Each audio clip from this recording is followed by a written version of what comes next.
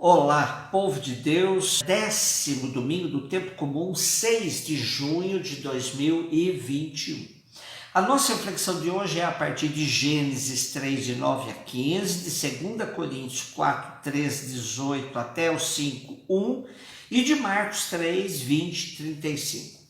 Já meditamos dias atrás sobre esse texto de Gênesis, mas há sempre um novo olhar, uma nova reflexão.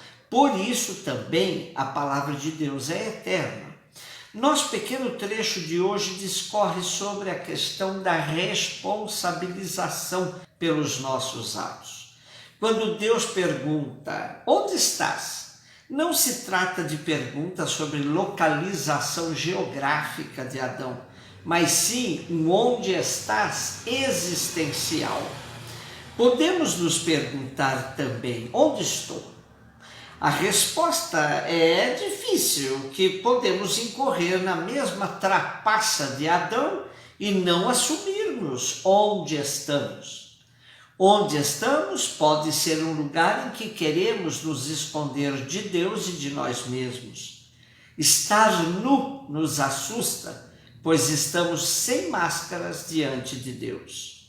Porém, sentir os rastros de Deus, sua voz nos perguntando, onde estás? E se a gente tiver como passar nossa responsabilidade para outros, mesmo que esse outro seja Deus, não titubeamos. Por isso Adão diz, mulher que tu me deste por companheira, só faltava esta, culpabilizar a Deus, pois foi ele que lhe deu a companheira. Frei Carlos Mestres nos dá uma pista muito interessante sobre esse trecho.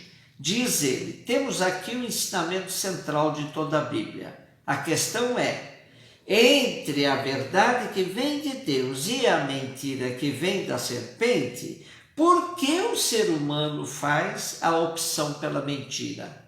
O ser humano não assume suas responsabilidades diante do que fez. Quando Deus interroga, por acaso comeste do fruto da árvore que te proibi de comer? O homem não assume a verdade, nem pede perdão por ter desobedecido a Deus. Simplesmente terceiriza a culpa. O texto conclui lembrando que ao longo da história haverá sempre uma luta entre os filhos da mulher contra os filhos da serpente. Sempre haverá conflito entre os que aceitam a verdade de Deus contra os que seguem as mentiras das inúmeras serpentes que foram surgindo na caminhada da humanidade.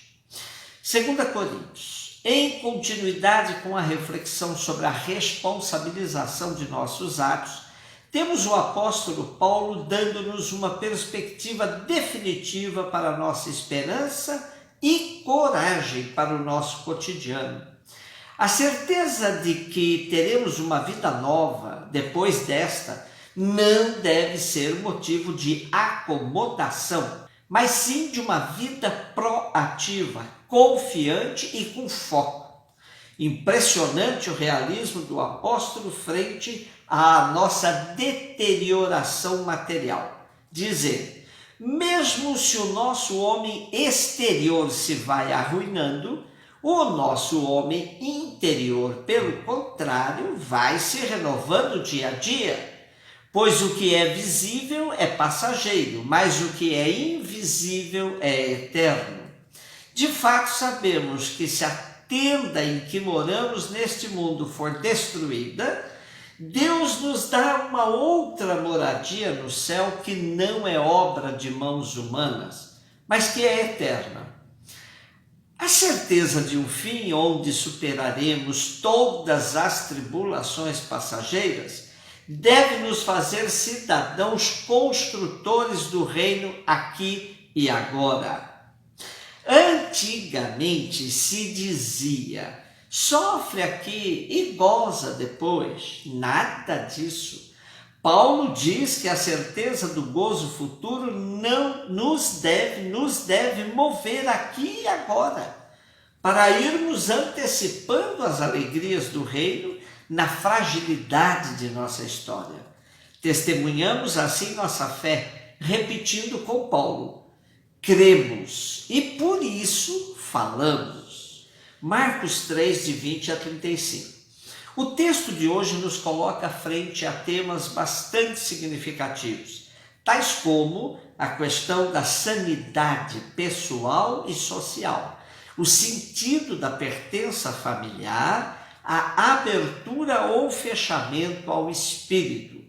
Jesus tem 3 tipos de interlocutores diferentes: a multidão, que o procurava, os parentes que queriam preservar a honra da família, agarrar Jesus e levá-lo para casa, e os mestres da lei, que apelavam acusando Jesus de ser discípulo de Beelzebu, o príncipe dos demônios.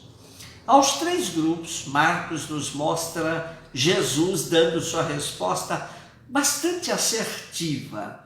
Primeiro diz Jesus: se a origem provém de Satanás, então é um reino dividido que nunca conseguiria ficar em pé.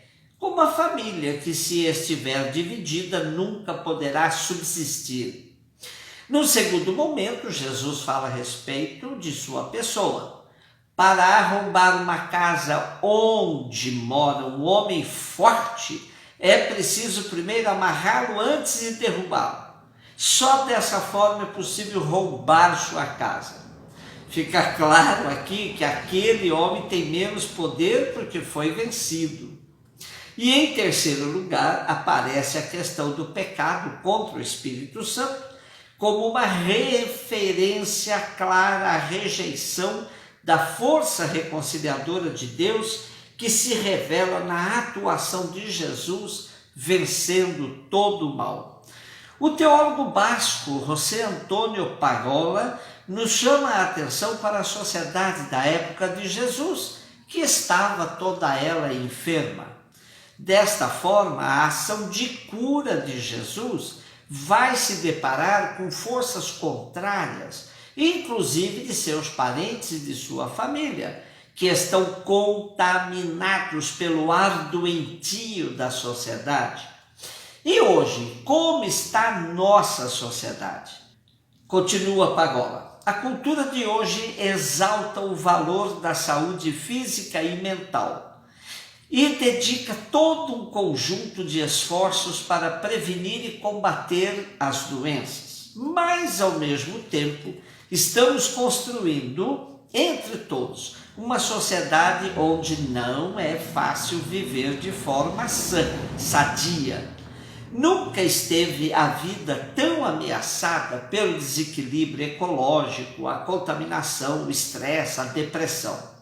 Por outra parte, temos fomentado um estilo de vida onde a falta de sentido, a carência de valores e tantas outras frustrações impedem as pessoas de crescer de forma sã.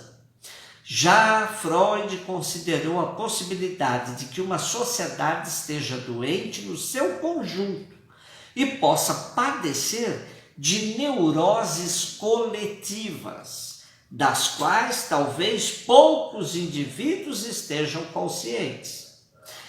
Pode, inclusive, acontecer que dentro de uma sociedade doente se considerem precisamente doentes aqueles que estão mais sadios. Algo disso acontece com Jesus, cujos familiares pensam que não está no seu juízo, enquanto os letrados vindos de Jerusalém consideram que ele tem dentro Beelzebu. Em qualquer caso, temos de afirmar que uma sociedade é sã na medida em que favorece o desenvolvimento são das pessoas. Quando, pelo contrário, as conduz ao seu esvaziamento interior, à fragmentação, à dissolução como seres humanos, deve-se dizer que essa sociedade é, pelo menos em parte, patogênica. Por isso, devemos ser suficientemente lúcidos para nos perguntarmos se não estamos caindo em neuroses coletivas e condutas pouco sãs sem estarmos conscientes disso. Jesus hoje nos deixa também essa afirmação tão contundente: quem blasfemar contra o Espírito Santo nunca será perdoado. Ora, no contexto, blasfemar contra o Espírito era exatamente a inversão que os mestres da lei faziam ao chamar o Filho de Deus de agente de Beelzebub. O fechamento cego em uma ideologia leva-nos a repetir tal inversão, confundindo o bem com o mal e vice-versa. Portanto, pecar contra o Espírito Santo é perder totalmente a capacidade de discernimento. E essa cegueira hoje se caracteriza pela absolutização de uma ideologia que não permite às pessoas separarem o bem do mal, fechando-as contra a ação do Espírito. Por fim, Jesus nos deixa um conceito novo de família, que vai além da consanguinidade. Quando lhe dizem, tua mãe, teus irmãos estão lá fora à tua procura, ele respondeu, quem é minha mãe? Quem são meus irmãos? E olhando para os que estavam sentados ao seu redor, disse, aqui estão minha mãe e meus irmãos. Quem faz a vontade de Deus, esse é meu irmão, minha irmã, minha mãe. Temos aqui, portanto, a porta de entrada para pertencermos à família de Jesus. Fazer a vontade do Pai. Um beijo no seu coração.